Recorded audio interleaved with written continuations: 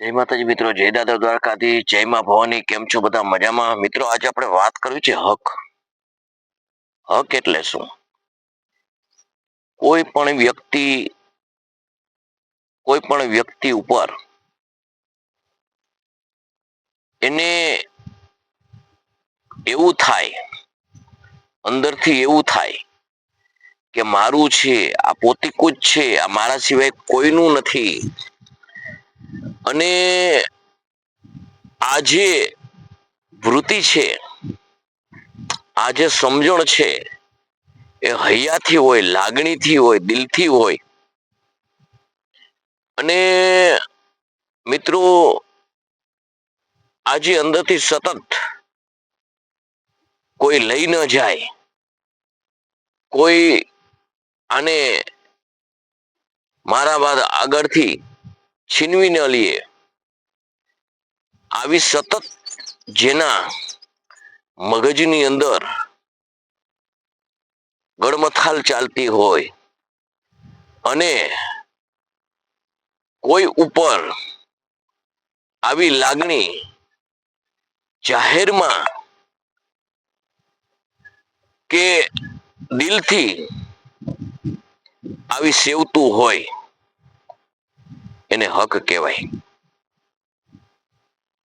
તો આ હક માણસના જીવનની અંદર ક્યારે થાય કે હક કરવાની વૃત્તિ માણસના જીવનમાં ક્યારે થાય? તો કે પોતાને પોતીકું લાગતું હોય, પોતાના વિચાર સેમ થતા હોય, પોતાને ગુમાવવાનો ડર ન હોય, કે એ વ્યક્તિ સિવાય જીવવું અશક્ય દેખાતું હોય, અને આ જીવન સદા મારી પાસે જ રહે, આવી લાગણી ઉદ્ભવતી હોય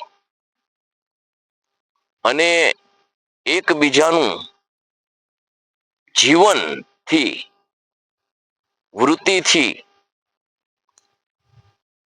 આ બધું સેટિંગ આવી ગયું હોય, ત્યારે આ હકની વૃત્તિ જન્મે છે. હક કેના કેનામાં જન્મે? હકની વૃત્તિ કેના કેના પ્રત્યે થાય? તો મિત્ર મિત્ર તરફ થાય,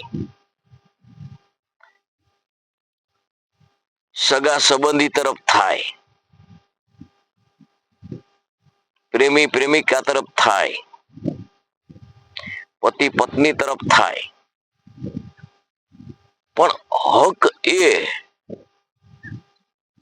એક એવી સમજણ છે, અને એવી સમજણથી નિર્માણ થાય છે કે જેમાં વ્યથા અને વેદના જ છે. હકો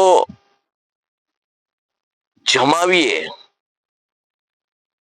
અને હક જેના માથે જમાવો, એ જ્યારે તમારી પાસે હોય, તમારી નજીક હોય, તમારા કેવા મુજબ જ હોય, ત્યારે તમને એના પાસે સ્વર્ગનું સુખ પણ ઓછું દેખાય છે. અને જ્યારે દૂર થઈ જાય છે, દૂર જાય છે, એ જાનાર તમારા અંદર જે હકની વૃત્તિ છે, હકની એક ચાહના છે, એને જોતા તમને દૂર ગયું છે, એના કામ સાર્થકે ગયું છે, એના કાર્ય માટે ગયું છે, તો એ તમને નજર ના આવતા મારી હાથમાંથી આ વયું નહીં જાય ને, મારા હાથમાંથી આ દૂર નહીં થાય ને, આવી જે ભીતિ સતત જીવનમાં વહ્યા કરે છે. અને એના કારણે સામેના વ્યક્તિમાં એવું નથી હોતું, પણ જે એ વૃત્તિ જે છે એને હક કહેવાય છે. જીવનની અંદર આવા ઘણી ઘણી વૃત્તિ નિર્માણ થાય છે. હકથી જે માણસ તમારી ઉપર ઓરઘોર જે થાય, એ કોઈ પણ તમારા જીવનમાં સમસ્યા હોય કે ગમે આફતી હોય તો એ તમને છોડી શકે નહીં. એ તમારી ઉપર પોતાની જાન દેવા કુરબાન થઈ જાય, પરંતુ તમને છોડી શકે નહીં. હક દર્શાવતો માણસ એ આમ જોઈએ તો એને ખોરિયા જુદા હોય છે, જાણે જીવ એક હોય. આવી રીતે જેનું જીવન હોય એ જ તમારી ઉપર હક દર્શાવી શકે. હક દર્શાવે એટલે અંદરથી સતત પોતીકુપણું લાગે, પોતાને એનાથી દૂર ન લાગે, પોતે એના વગર રહી ન શકે. આવી જે સમસ્યાઓ, આવી જે વિચારસરણીઓ જેના જીવનમાં ઉદ્ભવે, એ સમજવું કે એ વ્યક્તિ એકબીજા ઉપર હક વૃત્તિ છે. આજે ઠેર ઠેર આપણે જોઈએ છીએ, ઠેર ઠેર માણસ પોતાના સંબંધ હોવા છતાં હક જેવી વૃત્તિ નિર્માણ કરી શકતો નથી. એનું કારણ એક જ છે, એનું કારણ એક જ છે કે સમજી શકતો નથી. જે માણસ જેને સમજી શકે, એની વિચારસરણીને સમજી શકે અને એ સમજણ એની વિચારસરણી હારે સેટ થતી હોય, એટલે એ માણસને એના પ્રત્યે એટલો લગાવ થાય કે એ હકમાં પરિવર્તી જાય. હક એ જ વ્યક્તિ ન કરી શકે કે પોતાના સમાજનો જ હોય. હક એ જ વ્યક્તિ ન કરી શકે કે જે પોતાનો મિત્ર જ હોય. હક વ્યક્તિ વૃત્તિથી કરે, એની સમજણથી કરે. હક માટે એકબીજાના હકમાં કઈ રીતે પરિવર્તી જાય એને ખુદને પણ ખબર ન હોય, એટલી જબરજસ્ત એકબીજાની વિચારસરણી ભળી જતી હોય, ત્યારે આવી વૃત્તિ નિર્માણ થાય છે. મિત્રો, જીવનમાં ઘણા ઘણા એવા સમાજ છે કે જેને એકાબીજીને કોઈ સંબંધથી તાલમેલ જ નથી, રીતિ રિવાજ નથી, છતાં એકબીજામાં એટલા ભળી ગયા હોય છે કે જે હું તમને કહું છું એ વસ્તુ નિર્માણ થઈ ગઈ હોય છે. પરિણામે આપણે દેશના પેટાળની અંદર જોઈએ તો ઘણા એવા પણ સમાજ છે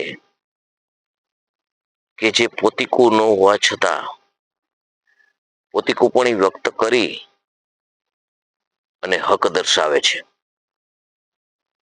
આજે વસ્તુ જે છે, આ હક જે છે એ પોતાની વિચારસરણી મુજબ એકબીજાને સમજી શક્યા છે, એકબીજાને જાણી શક્યા છે, એકબીજાને ઓળખી શક્યા છે, એટલે આ વૃત્તિ નિર્માણ થઈ છે. માટે મિત્રો, હક દર્શાવજો, પણ એ હકની પાછળ તમારી શુદ્ધ નેક બુદ્ધિ એકબીજાની મળતી હોય એવો હક દર્શાવજો. તમારો હક બીજા માટે, બીજા સમાજ માટે ફાયદાકારક બને, તમારું જૂથબળ બને અને એના દ્વારા તમે બીજાને પણ ઉપયોગી થઈ શકો. હક એક પ્રેમની પરિભાષા જ છે. બીજી પ્રેમમાં જેમ એકબીજા માટે કોઈ પણ અપેક્ષા વગર મરી મીટે છે, ત્યાં સુધી પણ પ્રેમ ઓછો થતો નથી. એમ હક પણ એકબીજાને એવા સમજી જાય છે કે દૂર થાય તો વેદના થાય છે. એટલા માટે મિત્રો, હું તમને એ જ જણાવું છું, આ વિડીયો તમને કેવો લાગ્યો તમારા મંતવ્ય દર્શાવજો, કોમેન્ટ કરજો, લાઈક કરજો, શેર કરજો, સબસ્ક્રાઈબ કરજો અને જણાવજો કે આ મારો જે હક વિશે જે તમને વાત કરી તમને દિલથી કેવી ચૂમી એ સમજાવજો. જય માતાજી, જય દાદા દ્વારકાધીશ, જય મા ભવાની.